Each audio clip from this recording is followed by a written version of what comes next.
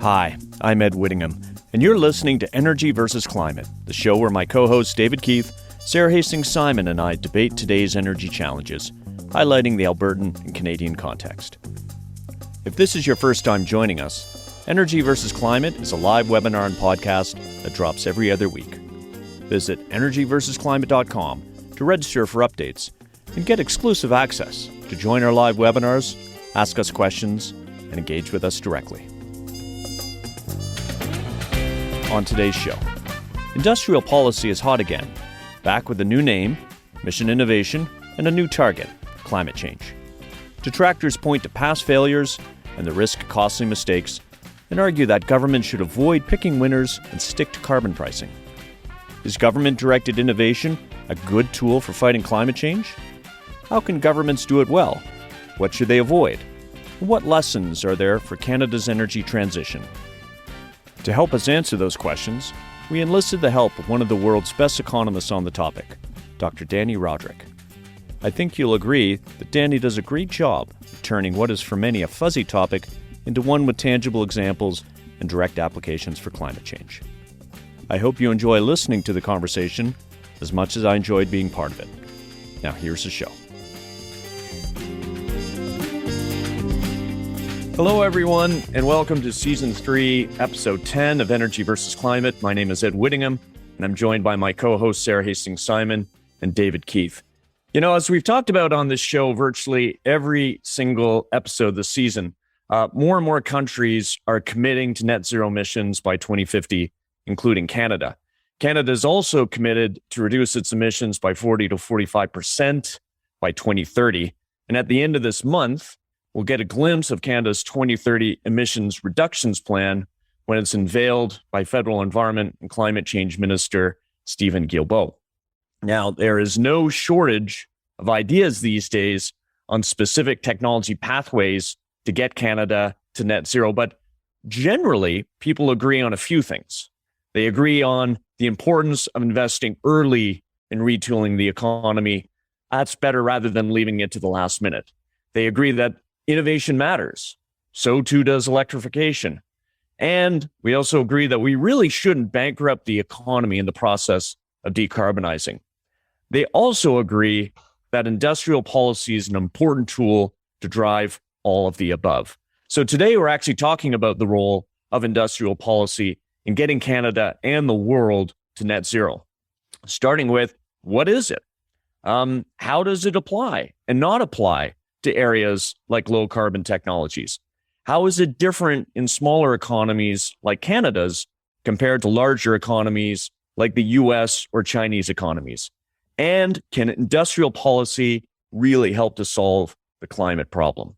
To help us answer all of those questions, we've enlisted one of the world's best economists on the topic. Dr. Dani Rodrik is the Ford Foundation Professor of International Political Economy at Harvard's Kennedy School. He is currently president of the International Economic Association and co-director of Economics for Inclusive Prosperity.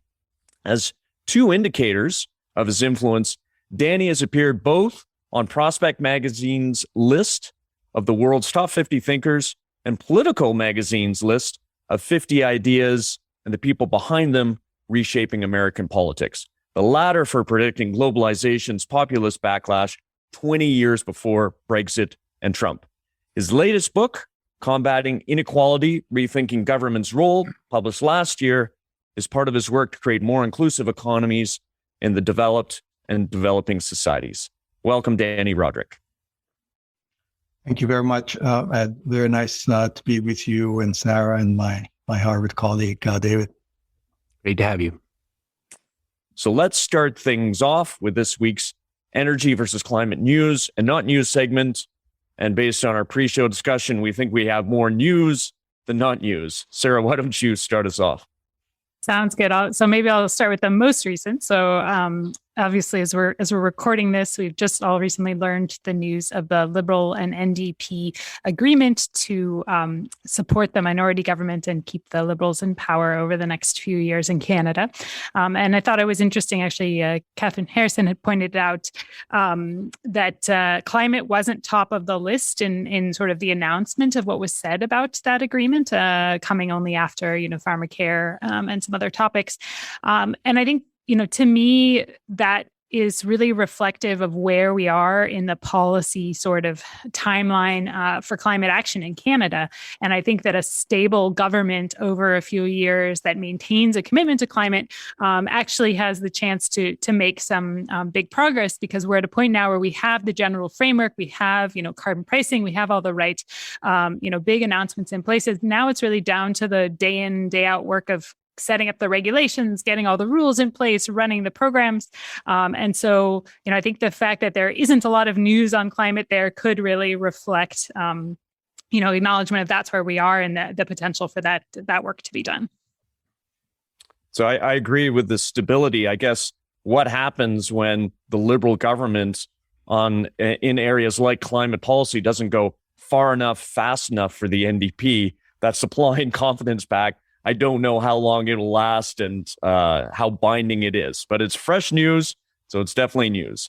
All right, Sarah, you've got another one that sort of combines a few things around the EU and, of course, what we talked about before, the terrible war going on in Ukraine.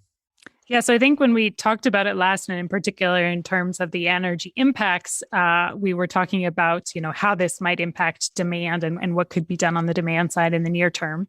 And so since we last spoke, the IEA has released their 10-point plan to cut oil consumption globally. And I think Nikos Tsafos has a nice thread going of all of the different announcements that have been made by different EU countries around accelerating the energy transition. And it's too long to list here, but has all kinds of additional investments in building out renewables and moving faster on vehicle electrification. So, obviously these are, the IEA, I think, focused on some very short-term things that can be done, including things like, reducing the speed limit, things that we saw frankly, in previous oil crises.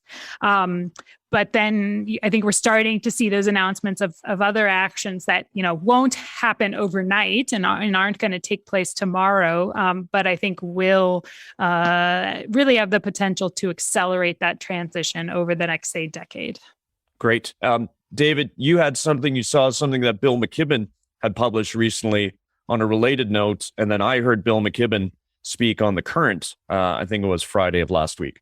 I think he was speaking because of this article. So it's a major new article of his in The New Yorker. The title is "In a World on Fire, Stop Burning Things," with the subtitle, "The Truth is New and Counterintuitive. We have the technology necessary to rapidly ditch fossil fuels." I'm going to call this not news. So I think Bill McKibben is absolutely fantastic, from his 1989 End of Nature to his leadership in 350.org.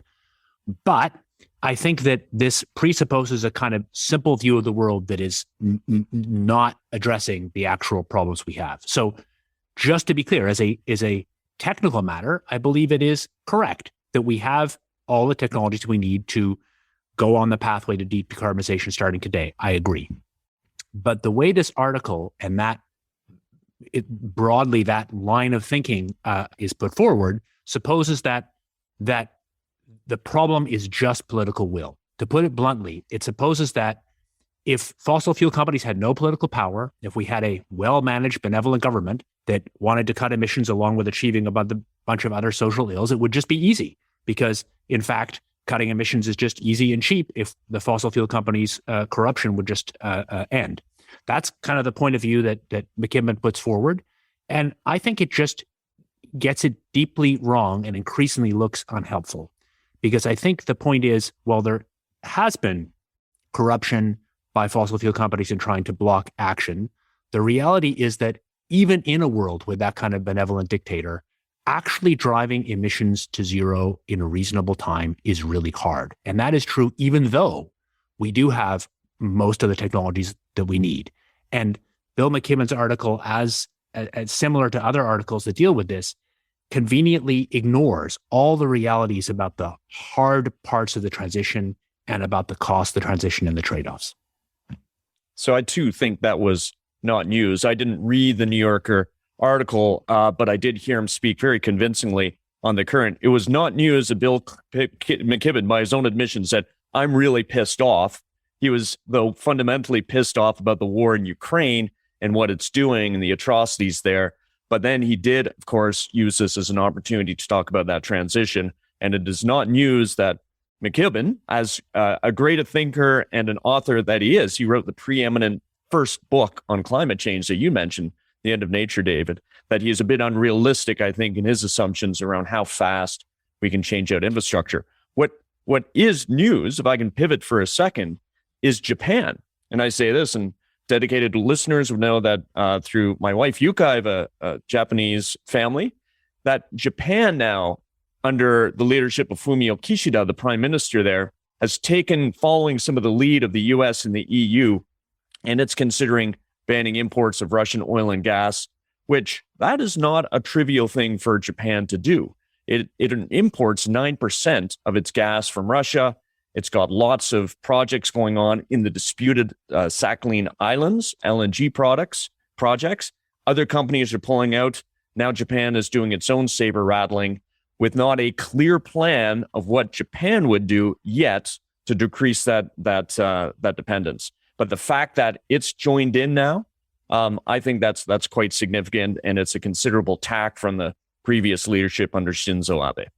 All right, why don't we leave it there? And let's now get back to our topic around industrial policy, and let's bring Dani Rodrik into the conversation. So thanks again for being with us, Dani. I wonder if we can start at a very basic level. Tell us, what is industrial policy? Industrial policy is generally the set of policies that direct the resources of an economy, what is being produced, where investment is going, what kind of innovation takes place, to direct production, investment in innovation in a direction that's somewhat different than what markets on their own, left to their own devices, would take us in. So it's a way of achieving structural change in the economy by directing resources in a somewhat different direction than what markets would let them. So that's generically what industrial policy does.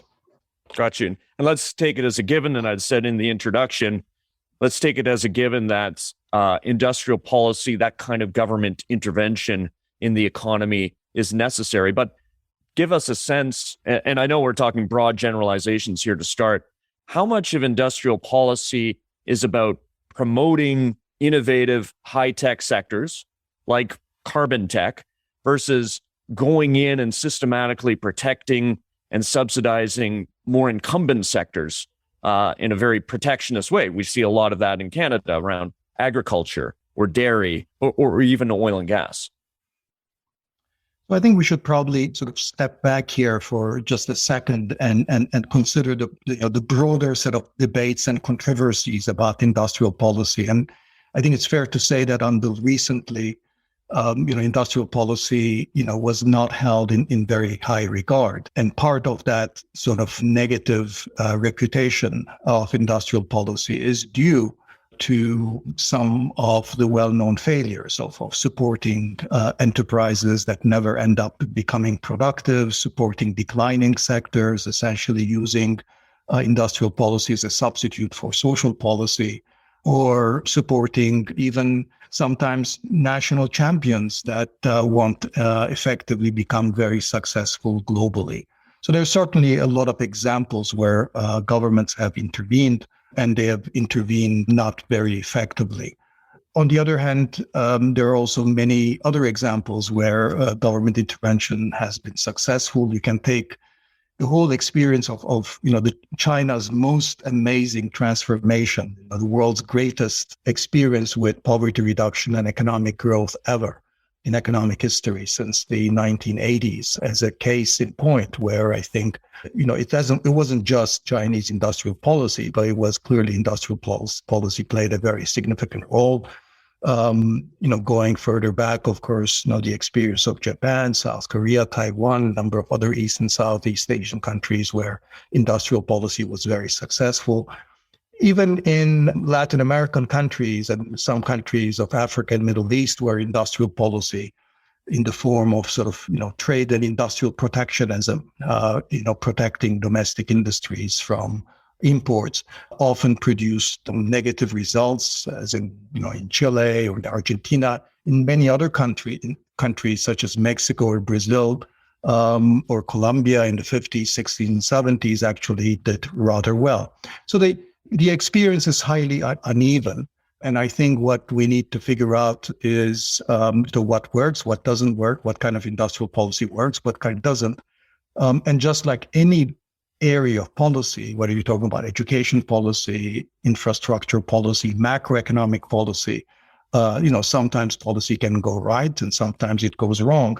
And I think the mistake we often make with industrial policy is have a debate about whether we should have industrial policy at all, instead of having a debate about what kind of industrial policy, what form of industrial policy we should have. Because regardless of our discussion, regardless of what economists say and technocrats say, every country at all times, they have always had industrial policy. I cannot think of a single government, with the possible exception of Hong Kong. And even there, I think, you can, if you think of investments in housing as part of industrial policy, even there has been, industrial policies aimed at structural change in the economy. There's been no country where there's ever been not industrial policy. So I think we need to sort of take that reality as a given and get into a discussion of not whether, but how. How should we do it? This, Dani, reminds me of a conversation we had on our last show with Greg Nemeth, University of Madison, Wisconsin, talking about how solar became cheap over a period of decades, and then lessons that we could apply to other forms of low carbon technologies. And he identified a few underlying conditions that really helped that, one of which was the free movement of people and of labor and goods, and ultimately adoption of policies across borders. Have you done similar research? And what would the top 3 or top 5 underlying conditions, what are those underlying conditions in order for industrial policy to be successfully implemented versus unsuccessfully? I think that there are a couple of things that are very important. One, I think, you need to be very clear about what the objective is. And I think too often governments conflate a number of different objectives. So if your objective is jobs or, becoming a better global competitor or raising living standards in some areas of the country that might have been left behind, the climate transition, all of these things are going to be requiring different types of policy. So I think, as you rightly said at the outset, that too often under the guise of industrial policy in the past, governments invested in economic activities that were activities of the past, that is supporting declining industries, rather than industries of the future, those that were going to be leading the way. I think today there is a kind of I fear that there is the makings of a similar kind of a mistake, at least in the US discussion, where, of course, industrial policy is back and it's self-consciously back. So that's very good in terms of what I was saying before, that we're actually discussing how to do it. But that there is a sense that with industrial policy, you can kill several birds all at once, that you can accomplish the energy transition, you can create good jobs, you can address the needs of declining regions, you can have more resilient supply chains, you can be a better competitor against China in high tech, and succeed in your geopolitical rivalry with China and other nations. You cannot have an industrial policy that's going to be achieving all of those things simultaneously. So rule number 1 is you have to be very clear about what your objective is. So if you have a climate or a decarbonization targeted industrial policy, That has to be, priority number one. So you're going to want to have a combination of carbon prices or emission standards on the one hand, with programs that are going to be targeting directed innovation in clean and renewables. Okay, so that's going to be number one. If you're targeting jobs, quite frankly, there's the overlap with a kind of a green transition prioritizing industrial policy is not going to be that large because on balance, this focus on decarbonizing the economy is going to create some jobs in some parts of the economy. It's going to destroy some jobs in other parts. On balance, I've not seen evidence that that it's going to be a source of a primary source of developing good jobs. So again, so number one is be very clear about what the objective is. That helps you with the second thing, which is then you can set milestones. You can set standards that you're trying to achieve. Now, those don't have to be very concrete. In many of these technologies, we don't know what the path of technology is going to be. So, for example, in the kind of ARPA model of directing innovation in the United States, you start with some sort of very loose objectives, and then you try to become more specific over time as the technological uncertainty is resolved. But having some concrete milestones is very important so that you have metrics that can allow you to develop the knowledge of whether you're actually achieving those objectives or not. And the third thing is then you have to have the institutional capacity to change course, to reverse, because if those metrics, the milestones are not being met, then you have to be able to reverse course. End programs that don't work, redirect your resources towards programs that are going to work. So I think those three things are absolutely critical in running a successful industrial policy: clear objectives, monitorable, sort of guideposts or milestones, and third, knowing when to kill projects. General blanket criticism of industrial policy that you always hear, which is that governments cannot pick winners, and therefore governments should not engage in industrial policy. Now, that's absolutely true. Governments cannot pick winners. But when you're investing in highly uncertain technologies, if you only invested in projects that would end up being winners, then you certainly underinvested. So just the logic of it doesn't make sense that you should only invest in projects that have 100% chance of success. So it's in the nature of directed technological investments that many of your projects are going to fail. The test is whether those that succeed will pay for the cost of the failures, and whether you have the capacity to essentially not pick the winners, but let the losers go. And that's much, in principle, easier to do.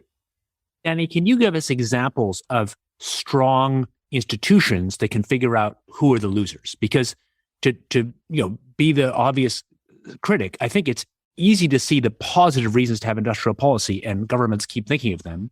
But the problem is, even if you, with good intentions and wisely, get into something, then you create a political constituency in the country, and it's hard to shut off the tap.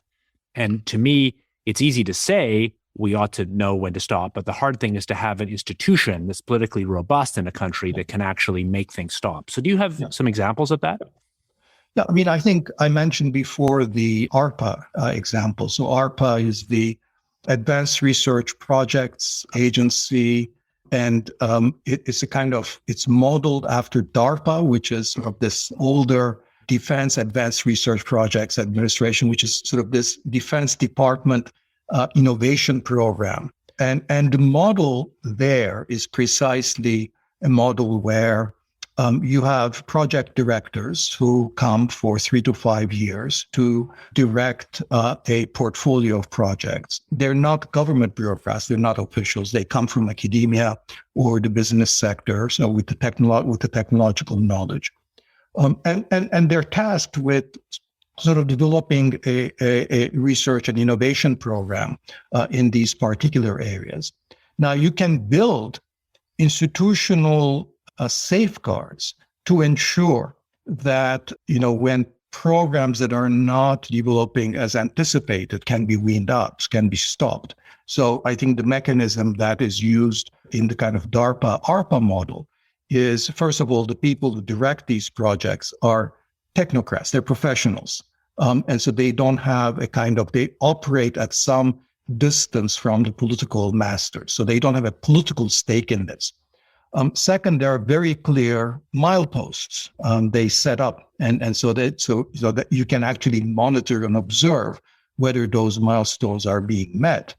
And a third kind of safeguard is to make these programs self-extinguishing. Rather than having kind of an open-ended subsidy, you can have programs that will automatically be phased out unless they are renewed through some, another, process. So the DARPA-ARPA model in practice has actually worked well from all accounts. There have been others where you're right, where it has not, and that also points to some of the pitfalls. So many of the Department of Energy programs, for example, have been politicized. And when programs become politicized, it becomes difficult to step back. So probably the best known example of that is the Solyndra case, which essentially a firm that received a large loan guarantee from the Department of Energy. And it was a firm that bet on the wrong technology for developing solar cells. And when silicon prices collapsed because of Chinese competition, then their technology became hopelessly uncompetitive. But because Solyndra was used by the administration as a kind of was used politically to launch sort of the administration's goals here, and there was also a politically connected firm. They allowed Solyndra was a big contributor to the Yeah. And so you have all the signposts of danger, and then it becomes very difficult to stop supporting such firms. Now, having said that, even those Department of Energy loan programs, of which Solyndra was an example, has many successes. Tesla was, of course, a beneficiary of a similar loan guarantee. And of course, Tesla paid off the loan much sooner than they were expected. And they turned out to be the major company that they are. So we have to evaluate these programs as a portfolio. And then often it turns out that the few winners pay more, the losses of those that didn't work out many times over. Ed can redirect me, but I want to even go a step further. So I really agree that the ARPA-DARPA model for early stage innovation has been very effective because of the independence of the individual program managers and having a stopping rule. To me, the challenge more is with smaller economies that get some industrial sector going, some kind of national champion, where it is the declining technology, where the right decision is to kill it, but it's politically hard to do that. And can you think of examples of countries that have good institutions that can help to make the inevitably politically hard decision to kill things? Not to kill individual small research programs, but to withdraw government support for sectors where it's clear you're just supporting the old technology. Oh, there are certainly examples. I mean, an example I gave in class was Chile. Now, Chile is often used as an example of a sort of a very market-oriented country that does not have industrial policy and so forth. Actually, one of the very interesting cases of industrial policy is in Chile, where the Chilean government set up an organization called Fundación Chile, which operated pretty much along the lines of the DARPA-ARPA model, where it was essentially at arm's length from the government. So it was run by professional managers. So it wasn't directly politicized, even though it was a public, and operated on the principles of essentially kind of a venture fund. So it was a kind of a public venture fund. And it wasn't, sort of investments in early stage technology, so not high tech in the way that DARPA-ARPA does, but essentially investing in areas where there was some reason to believe that Chile might develop significant comparative advantage in. So Chile already had, for example, a salmon industry, but it operated with very poor technology, and it wasn't a very, major exporter.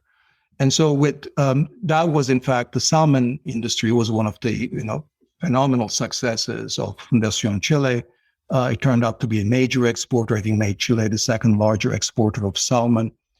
And Fundación Chile invested in a lot of different areas, but 4 of their investments essentially paid for everything else. And of those, the most important one was salmon. So these things do happen, and I don't want to diminish the risks that you can make mistakes and go on supporting for too long failing sectors or failing enterprises. But just as in every other area of policy, I think, you say, well, look at how many different ways in which education policy can go wrong. But we never say, well, let's not have any education policy. We just say, okay, what do we learn about the successful cases, and what kind of safeguards, institutional and political safeguards, can we put in place so that we have a higher quality public education system rather than a worse one? So I think it's really not that different in the case of industrial policy. I do. So it's interesting, like, David, your question, and sort of, to me, it exists on multiple levels in terms of like, how do you pull the plug on, specific project areas or specific sector areas versus this like really big challenge, which I think actually is one of the biggest challenges that we face in Canada when it comes to industrial policy related to tackling climate, which is what happens when you have a dominant incumbent industry that stands to lose from successful industrial policy, right? So, I think close to home, actually, here in Alberta, Dani, when you were explaining, elements of how to design successful industrial policy, what got me interested in the area first was the case of AOSTRA and the really development of the technology to produce the in-situ oil sands in Alberta. Obviously not a climate success story, but I think an example of a successful industrial policy that shared a lot of, what you mentioned as far as sort of this, it was set up as this arm's length organization and had a lot of independence and was able to pull the plug on projects that didn't work, and importantly also to invest in projects without, significant funds coming from industry itself. But I think that the challenge today, and interested in, discussing this further, is that what's unique to me about the climate policy, and where I think, you see a lot of attention directed to CCS because that's one area of potential growth, obviously, for the oil and gas sector. But fundamentally, if we are successful at getting on a net zero pathway, we are going to see a dramatic decline in the demand for oil and gas, right? And we have obviously a strong incumbent oil and gas sector in Canada, and they are, obviously supportive of elements of technology that are part of a climate solution, like hydrogen and carbon capture and storage. But the potential downside of that decline, I think, in the work that I've done, looking at the kind of history of industrial policy, that's not actually something that one sees. You have these sort of industrial policy in areas where you're creating entire new markets, the moonshot that we like to talk about. You have industrial policy where you may be not necessarily, directly benefiting incumbents, but at least you're not doing what I think that successful climate policy would ultimately do, which is to directly, harm them, right? To use that kind of negative language. So I think that to me is one of the biggest challenges. And I think to date, when I look at what has been attempted in Alberta and Canada, it's largely to focus on those areas of potential growth, like hydrogen and carbon capture and storage. But I think that is insufficient. Those markets are going to be insufficient to take the place of the existing market today. And that is going to be a real stumbling block for successful industrial policy and sort of risk leading us down some of these roads. I'd like to talk about an industrial policy in a clean technology that I think in Canada has been a failure. And that's actually the policy around trying to create a domestic solar panel manufacturing sector in the country, which really got going in Ontario with its feed-in tariff program. And what has been the result? And it's also, I should say, it's been largely supported by very punitive tariffs on imports of Chinese solar panels, which only has the effect of passing on additional costs to developers of utility scale solar projects in the country, which eventually just pass those costs on to consumers and then makes those projects less competitive compared to, say, unabated natural gas projects. But what the result has been is that Canada on the manufacturing side has been a manufacturer of last resort, whereby if you can't afford your panels coming from China or Vietnam, or the US is also, it has tariffs as well, and they can't get any kind of domestic supply of its own, it turns to Canada. And then it'll go to a very few companies.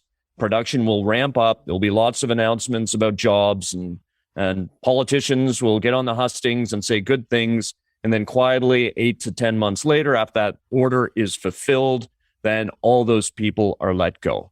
And yet, because of the political sexiness of it, we continue to prop up this sector, as opposed to saying, listen, we need to decarbonize and we don't need to create jobs here. What I find, and it's playing out right now with the clean fuel regulation in Canada, is we will see, to your point about objectives, Dani, if we can actually couple through a low carbon fuel standard at the national level, the objectives of reducing emissions in our fuel life cycle and creating new companies and jobs. If you look at jurisdictions, the California Air Resources Board, through its LCFS, which has been around more than 10 years now, has done that. But we've got the folks who are in charge of pollution control trying to do industrial policy at the same time. But fundamentally, they're beholden to the pollution control. That's what they do. Those are the regulations that they know. They're fuzzier on industrial policy. And we'll see when this regulation rolls out if they achieve those two objectives, or really it's just a single objective piece of legislation. That is all going to be playing out the next few years. Let me just say something on this, because I think on the solar panels industry and the trade disputes with China and so forth, and that I think is exactly the kind of issue I had in mind when I mentioned the importance of being very clear about what the objective of industrial policy is. If the objective of Canadian industrial policy were to achieve a more rapid green transmission and helping alleviate climate change, then, of course, all Canadians should celebrate the fact that solar panel prices and the Chinese competition has been so successful, and then the price of solar energy has fallen so precipitously. And from the perspective of the climate, that's the best thing that could have happened. So if, Canadian industrial policy is single-mindedly focused on climate change, it does not matter where the solar panels are produced. It does not matter where the wind turbines are, right? It just matters that, solar and wind energy and other renewables are sufficiently cost competitive with fossil fuels that they can spread sufficiently rapidly. And that's what Chinese industrial policy has accomplished. That their, sort of subsidies on solar and wind has been a very major factor behind the global reduction in the price of solar and wind. And then responding to this major success on the climate change and renewable front by, then putting on tariffs on imports from China of solar panels, anti-dumping and so forth, that just makes no sense whatsoever. That doesn't mean that, that Canada should not have an industrial policy targeting good jobs. But if you're targeting good jobs, it's not at all clear that you would want to do it in solar panels or wind turbines or necessarily in those areas. So let's keep these objectives very clear, and let's be very transparent about what we're trying to achieve.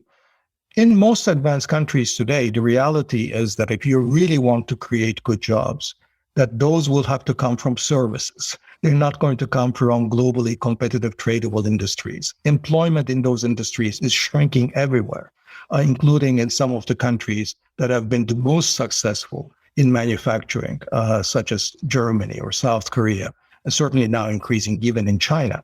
So you're not going to be creating jobs in manufacturing and in globally tradable industries, and to try to prop up jobs in those sectors through trade protection or providing or supporting those industries is then a kind of a doubly negative thing. First, of course, it is delaying the climate transition. And secondly, it's in this direction of effort with regard to creation of good jobs, where efforts have to be targeted much more in the areas of services. We've got a couple challenges here, Dani, that and Canada-specific challenges I'd love to get your thoughts on. One is our starting point. So when we really started thinking about energy transition, at the risk of being a little pejorative or dismissive of my own country, I'm a very proud Canadian, but you could say that we are really good drawers of water and hewers of wood. We're a natural resource-based economy, and oil and gas is a material contributor to our exports, to our GDP. 20% of Canadian goods and exports. It also accounts for 26% of Canada's emissions. The other one is that in Canada, we tend not to do big policy rethinks very often. We do them very infrequently. So, we don't have national commissions to say, well, what really should the future sources of value of the Canadian economy be? We're 4% of the global economy. Are we important? How do we figure in?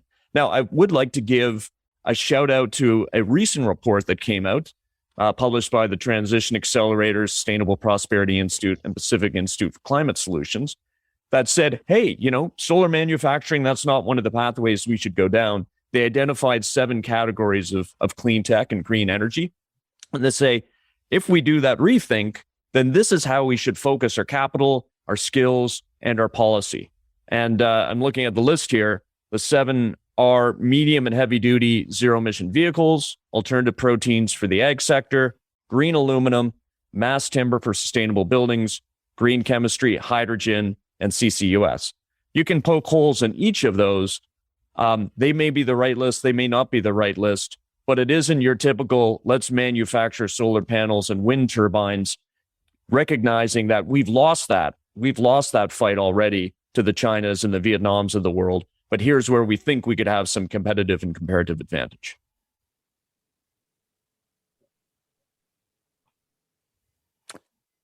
All right, why don't we get to questions that we've got rolling in? So our first question today comes to us from Lyle Triton. Lyle, if you're ready, would love to get your question. Great. Thanks very much, Ed and company. I've been in the metals business quite a long time, and we've seen massive investment announcements in the last couple of months for electric vehicle and battery facilities here in Canada. But they're frankly just big empty warehouses without a supply chain to feed them. Canada can produce many of the critical minerals needed for these facilities more cleanly than most countries. And we just saw Volkswagen secure a deal for some of the highest carbon nickel in the world. But lately, all we've seen is encouraging language from the government, but no real significant industrial policy on mining and processing of these critical minerals. Any thoughts on how we can encourage doing more of that domestically rather than jurisdictions with lower ESG standards? Sarah, do you want to jump in? Yeah, I think it's a good question. And I mean, for me, the EV story and then the minerals that go into them is one that's there's a suite of things that can be done, right? Certainly on the demand pull side to create the policies that will create the local demand for those vehicles, to encourage manufacturers to locate in Canada and look up the supply chain there. I think that, kind of coming back to this point that I think was raised in the Transition Accelerator report and others, governments being willing to make bigger risks around investments and actually some of that early investment to unlock the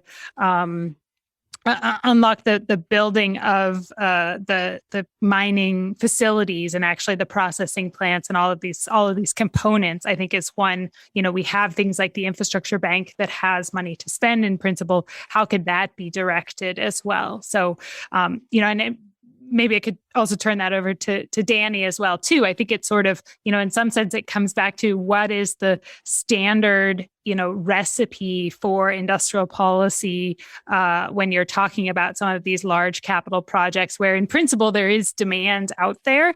And, obviously think Canada can bring, as you say, the potential for higher ESG standards as well as, supply chain security. And so what does that mean that government should be doing?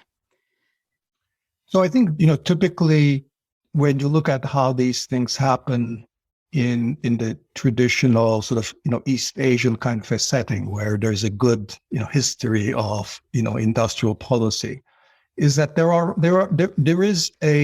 forums, there are institutions within which these questions can be discussed. So the standard way in which sort of North Americans think about how policy is to be made is that policy is always sort of at arm's length. There is a sort of fixed set of regulations, fixed set of incentives, but don't come, if you're a business person, don't come and talking to me about any particular project or about any idea that you have, because that is going to be cronyism and lobbying and rent seeking on the part of the private sector. So a lot of the good industrial policy in practice happens in the context of forms of deliberation and discussion and exchange. So I don't know, obviously, all the details in this case, but it would seem to me that one would, in a good industrial policy environment, that local investors and local business entrepreneurs would have a counterpart that they can take their case to, whether a provincial government or a federal government, and say that here's where we're missing. Here's the elements that we have the basic technology, we have some of the suppliers, but here's what we're missing in the ecosystem. We're missing some of the specific training here. Maybe we're missing access to finance there. Maybe there is a kind of a regulation that's preventing us from investing in this particular area. And that the counterpart, the government, would be a coordinating agency or a forum where there is a kind of a capacity to undertake the evaluation of whether there is a case to support, to make investments in terms of public resources, to provide those missing public inputs, not necessarily tax incentives or public subsidies, because those are often the worst kind of public industrial policy, but to provide the kind of training that might be needed, to provide the kind of changes in regulations that might ease things, to provide the land if there are sort of greenfield investments, or to renovate or work around brownfields. So to be able to be in a position, so the government needs to be in a position where it can provide those missing inputs when there are potential large-scale projects or clusters that can be developed, but they don't get around because there are issues with coordination or there are issues with public inputs. Andy, that was a really interesting comment. The way I hear that is the kind of classical view of what should be happening is that regulators are completely locked up in their regulatory boxes, and that it's crony capitalism if entrepreneurs get in to talk to them. And of course, in Canada, and I'm sure any country, it happens a lot. Obviously, people do get in to talk to regulators. But what I hear you saying is, instead of letting that happen on an ad hoc basis, we need a better structure to allow that to happen in a more deliberative way that recognizes that it's healthy to have it happen, but we need a structure to do it. And that makes me think about some of the new structures that are being developed in Canada. Yeah, and Dani, I'd like you, if you could also expand. You said that subsidies are often the worst kind of policies to use in industrial policy. Now, that's looking here in Canada, our Canadian governments love subsidies. They love to spread them around thinly to different industries, keep a bunch of political constituencies happy that way. It is easy for them to do, and it produces a ribbon cutting. So and it's matching funds also, right? That's a big one. Matching funds, yeah. So maybe expand also a little bit more on why do you think subsidies are the worst form of industrial policy? Or I think you said often the worst form. Yeah, I mean, subsidies are not sometimes what prevents an investment from taking place, or an innovation from being launched, is simply lack of access to money or credit. So many small businesses, for example, lack access to credit. And one of the most important and most successful kinds of industrial policy in the United States has been sort of small business administrations programs to provide credit to small scale businesses. And in fact, that has been very important in the emergence of Silicon Valley into what it is today. These but that's because the credit, or effectively the loan subsidy is being, it's really solving a constraint, because small businesses, entrepreneurs don't have access to credit. But more often than not, when we're talking about the kinds of industries that we've been talking about, the constraint is not credit. The constraint is some part of the ecosystem that is missing, some set of public inputs that don't exist. Those could be training. It could be, misaligned regulations. It could be absence of coordination, that a bunch of, input suppliers have to make complementary investments. To none of those kinds of examples is subsidies or credit or more money the answer.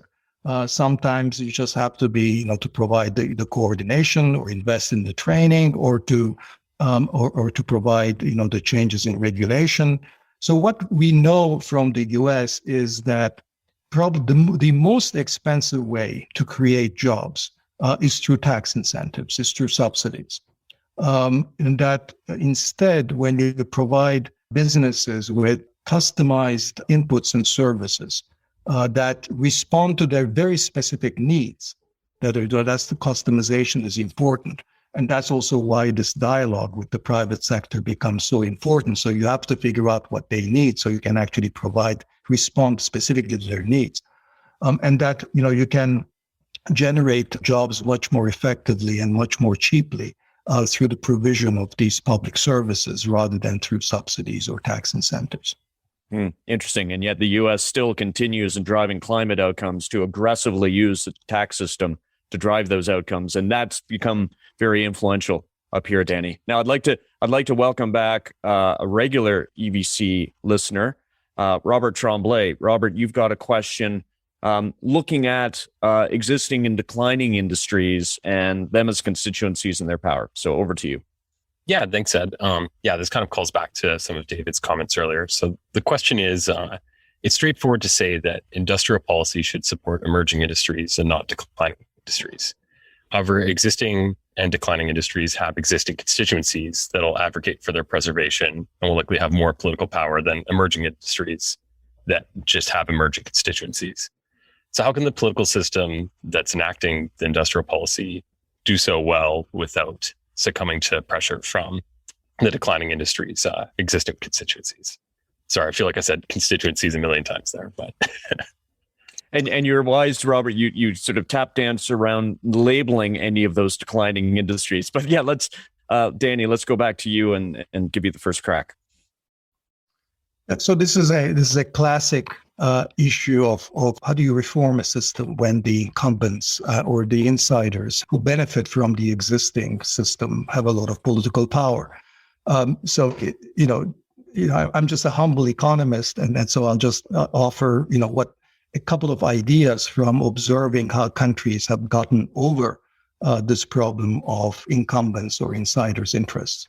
One is to actually sort of take it as given that they have their interests, and then keep their interests whole, and then sort of try to create areas where newcomers or new investors can reap benefits at the margin, and then over time, essentially, as the system grows, these new investments become a much larger part of the pot. And then rather than attacking those existing interests and trying to remove their political power, you let them be.